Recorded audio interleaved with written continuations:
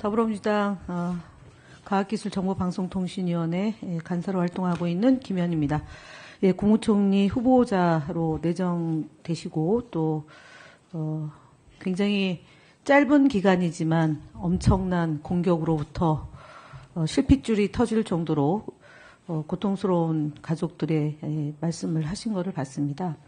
사실 인사청문회 위원이 돼가지고 간사로 내정되고 나서 국민의힘과 굉장히 협의를 잘 하려고 했습니다만 제가 국민의힘이 주장하는 10대 결격 사유라는 주장을 한번 보시죠. 불투명한 자금 출처와 정치 자금이 의혹이 있다. 있습니까? 다 소명할 수 있는 내용들입니다. 네. 수입을 초과한 지출 역시 소명할 수 있는 내용으로. 수입을 초과한 지출이라는 것은 논리적으로 불가능하고 세비 수입을 초과한 세비 외 수입으로 지출을 다 설명할 수 있습니다. 네, 소득 없는 자산 형성.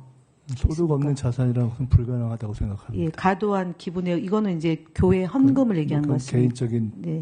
종교의 자유가 있는. 네. 그다음 의정활동 자녀 입시 활용 의혹. 이것은 이미 객관적으로 전혀 없다는 것이 입증됐다고 봅니다. 네, 자녀 학비 출처 불명, 허위 사실. 불명이 아니라 명확하게 엄마가 책임진 것입니다. 네, 중국 석사 학위 진위 관련해서. 따로 오후에 아주 꼼꼼하게 질문을 주시면 꼼꼼하게 답변 드리겠습니다만은清華대란 대학이 그렇게 허위로 학위를 줄 수 있는 대학은 네, 아닙니다. 위장 전입. 위장 전입할 일이 없습니다. 예, 형사처벌 전가가 있습니다. 결격 사유에 해당됩니까? 민주화운동으로 이런 것이 예. 있고 정치자금법이 있는데 그것은 아까도 황운하 의원님 말씀 주신 것처럼 총체적으로 제가 그럼에도 불구하고 아쉽고 안타깝게 생각하지만 저는 상당히 부당하다고 생각하는 내용들이 여전히 있습니다. 예, 그다음에 5.18 진상규명을 위한 미 문화원 점거 농성이 반미 전력이다라는 민주주의를 폄훼하는 주장에 대해서는 동의할 수가 없다. 미문화원 사건이 광주 민주화운동을 세계에 알린 것은 굉장히 네. 우리 민주화운동사에서 뜻깊은 일이라고 네, 생각합니다. 그렇게 생각합니다. 그래서 이런 일들이 국민의힘 의원들이 어떻게 허위 조작을 하였냐면 예, 이런 식으로 했습니다. 그래서 오늘 내일 있을 인사청문회는 이런 허위 조작 정보와 가짜 뉴스와의 싸움에서 진실을 밝히는 인사청문회가 될 것이라고 생각이 됩니다. 댓글 공작 리박스쿨 지난 대선 과정에서 많이 알려지고 지금도 언론에 계속 나오고 있습니다. 이 내용 총리께서는 지난 대선 과정에서 충분히 알고 계신 내용이죠. 네, 언론에 나온 것 정도는 알고 있지만 아직 누구도 저 충분한 진상은 알지 못하고 있다고 생각하기 네, 때문에 제가 2012년도 국정원 요원에 의한 댓글 공작을 밝히는 현장에 갔었고 국정원과 시발단에 의해서 대선에 정치 공작을 했던 거고 그 다음까지 포함해서 국정원이 개입한 진상 규명을 하기 위한 노력을 기울였습니다.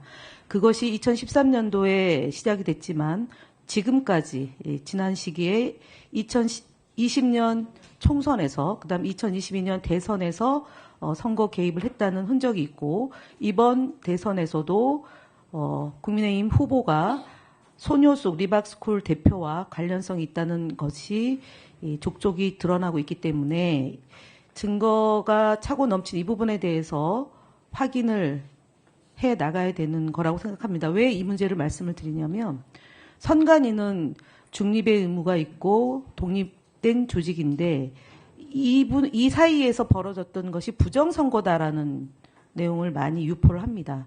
그게 지난 윤석열이 12월 3일 내란을 계엄을 선포했던 배경 중에 하나가 선관위에 의한 부정선거다라는 그 프레임이 있었던 거고요. 그리고 많은 언론에 의해서 그것이 확대 재생산이 되고 댓글 부대가 활약을 펼칩니다. 그래서 이 부분에 대해서 총리가 되셔서 활동을 하게 되면 이 문제를 근절하기 위한 대책 혹시 있으면은 짧게 말씀해 주시기 바랍니다. 집중적으로 방안을 짜서 취임 후에 말씀드리겠습니다. 네. 총리가 되면. 예, 그렇게 해 주실 거라고 믿고요. 사실 이번 그러니까 인사청문회를 준비하면서 총리 후보자가 자격 여부에 대한 지적을 많이 했습니다. 국민의힘의 결격 사유는 그동안 문재인 정부에서 5대 결격 사유와 플러스 2개, 7대 결격 사유에 해당됨이 없음에도 불구하고 지속적으로 반복적으로 재생산됐음을 지적하고 가짜뉴스를 반드시 근절시켜 더불어민주당 입장에서도 가짜뉴스는 대책을 강구해서 근절하겠다는 말씀을 드립니다. 앞서 여러 정부가 있었고요. 전두환, 노태우, 김영삼 정부, 그다음에 민주정부로 김대중, 노무현, 문재인 정부가 있었고 그 다음 주권 정부로 이제 이재명 정부가 탄생했습니다. 총리 후보자가 이번 초대에 총리 후보자가 된 데에는 김대중 정부, 노무현 정부, 문재인 정부, 이재명 정부를 만들어내는데 그 공이 있기 때문에 총리 후보자로서 역할을 충분히 할 수 있다라는 판단이 있을 거라고 생각이 되는데 본인이 잘할 수 있는 가장 장점으로 꼽는다면 무엇인지 한 3가지 정도 말씀해 주시기 바랍니다.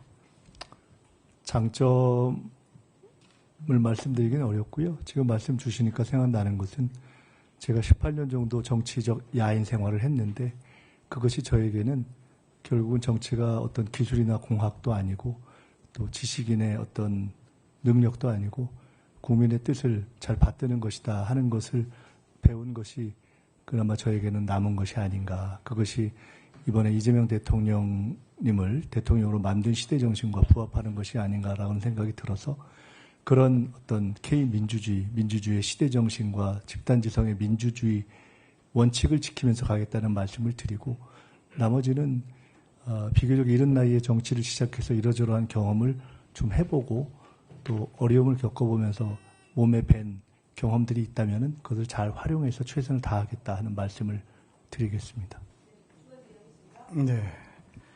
네. 김 의원님 수고하셨습니다.